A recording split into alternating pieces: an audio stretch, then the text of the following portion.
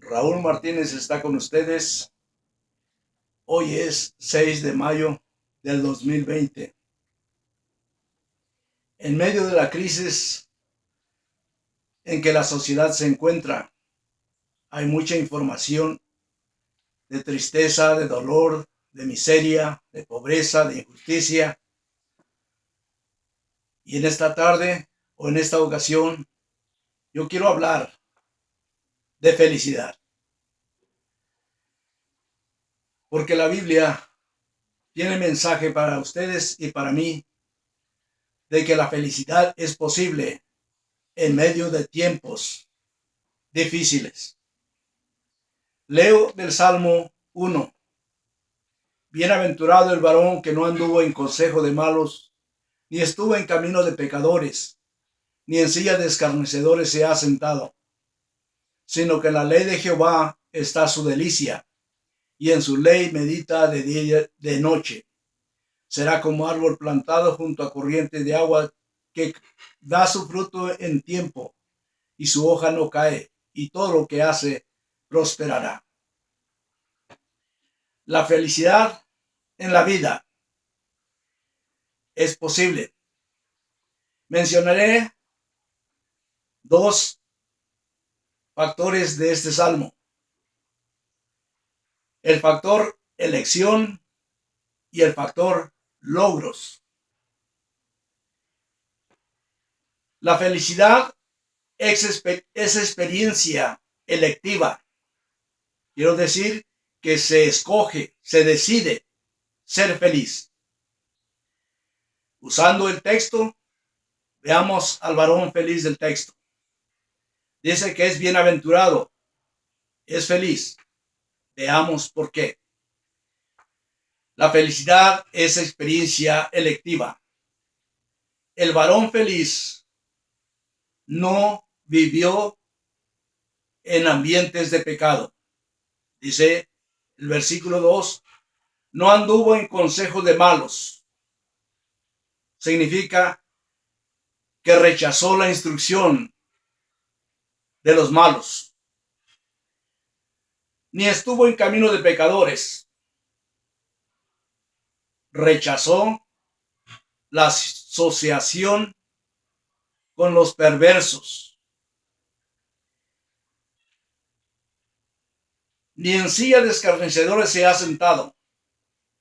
Rechazó la conducta destructiva verbal. Escarnecedores es una palabra que describe a personas que se mofan, que se burlan de alguien, que maldicen, que ponen a otra persona en un lugar de vergüenza o quieren.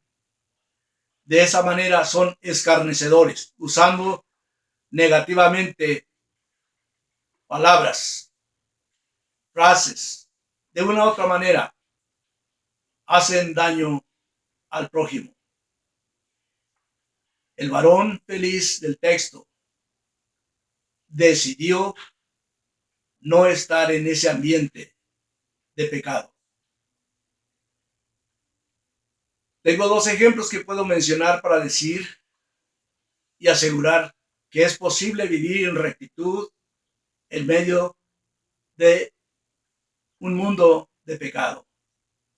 José estuvo viviendo en Egipto y se dice de José que fue una persona recta, justa, una persona que obedeció a Dios y que sirvió a Dios y que demostró fidelidad a Dios en medio de una nación idólatra y pecadora. El otro ejemplo es Daniel.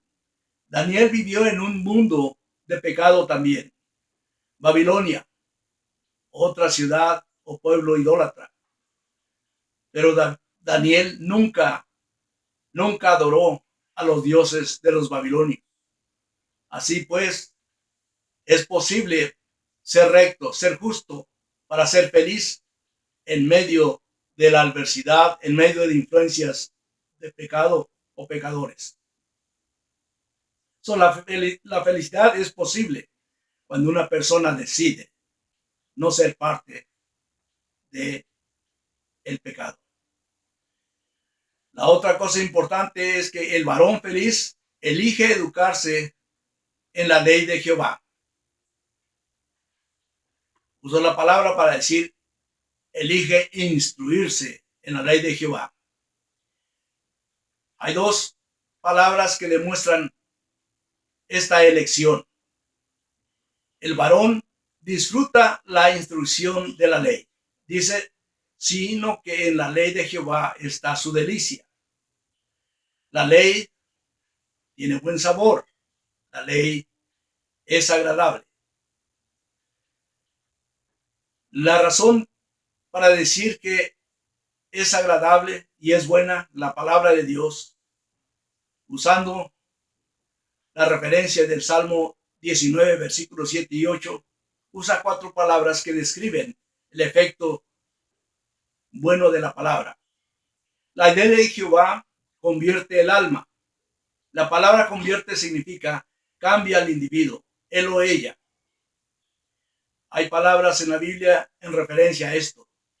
Algunas de ellas palabras se dice que la persona recta es hija o hijo de Dios. La otra palabra que se usa es nació de nuevo. Así pues tenemos que las personas que se guían por la palabra o que buscan la palabra o que practican la palabra tienen una experiencia de cambio. La ley de Jehová convierte el alma. Segunda frase que se usa dice que la ley de Jehová hace sabio al sencillo. Conozco personas y yo mismo vi un proceso de cambio en mi vida al estudiar la palabra, al buscar la palabra, al memorizar la palabra, al vivir la palabra. Sí, puedo distinguir entre lo bueno y lo malo y saber que sabiduría es el conocimiento de lo bueno y de lo malo y hacer la decisión de escoger o decidir por lo bueno, con la ayuda de Dios desde luego. De esta manera, la ley de Jehová hace sabio al sencillo. También la ley de Jehová dice, alegra el corazón. Muchas veces yo personalmente busqué alegría, gozo en ambientes de pecado y creía que lo tenía, que lo vivía, pero no es así. La alegría del corazón, la alegría de mi corazón, fue como dijo Jeremías, fueron halladas tus palabras y yo las comí. Y tu palabra me fue por gozo y alegría dentro de mi corazón, porque tu nombre se invocó dentro de mí. Es una experiencia interna, es una experiencia que no requiere de ningún licor o algo. Una persona alegre, feliz, gozosa, es una persona que está viviendo de acuerdo al agrado de Dios, a la voluntad de Dios. Así la ley, también dice la Biblia, alumbra los ojos. Sabe uno a dónde va, sabe uno a dónde se dirige. Puede ver uno las amenazas, puede uno ver los peligros que hay en los alrededores del ambiente donde uno vive, pero uno no se envuelve en eso. ¿Por qué? Porque puede distinguir lo que es bueno, lo que es justo y lo que es recto. La mirada es más clara para uno. Así pues, es la razón de que el varón tenía felicidad porque había encontrado un cambio de vida, había encontrado sabiduría, había encontrado gozo y había encontrado dirección. Lámpara es a mis pies tu palabra, lumbrera mi camino. El varón también persistió en la instrucción de la ley. Dice, y en su ley medita de día y de noche. Sí, cuando dice de día y de noche indica consistentemente, persistentemente, todos los días, en todo lugar y consistentemente. Se debe meditar en la ley de Dios primero para moldear el carácter cristiano o el carácter que agrada a Dios. ¿Con qué limpiará el joven su camino? Es una pregunta y dice, con guardar tu palabra. Así que la palabra de Dios y el que la tiene es moldeado con un buen carácter, el carácter que Dios determina para él o para ella. Se debe meditar en la ley de Dios para prevenir muerte también. Dice la palabra de Dios, mi pueblo perece por falta de conocimiento.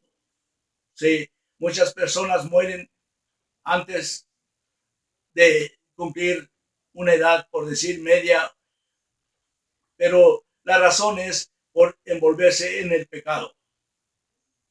Pero, ¿cuál es la otra razón? Por no atender la ley de Dios, por no depender en la ley de Dios. Sí, cada familia debe verbalizar también la ley de Jehová, cuando en todo tiempo y en todo lugar.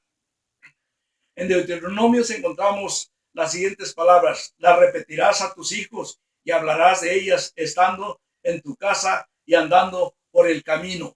Veamos qué importante es esto. Es más que meditar, es vivir la palabra de Dios. ¿Cuándo? Todos los días. Así como buscamos el alimento, el pan para comer y nutrirnos físicamente, Jesús lo dijo, no solo de pan vivirá el hombre, sino de toda palabra que sale de la boca de Dios. Cuán importante es ser consistentes en la palabra de Dios.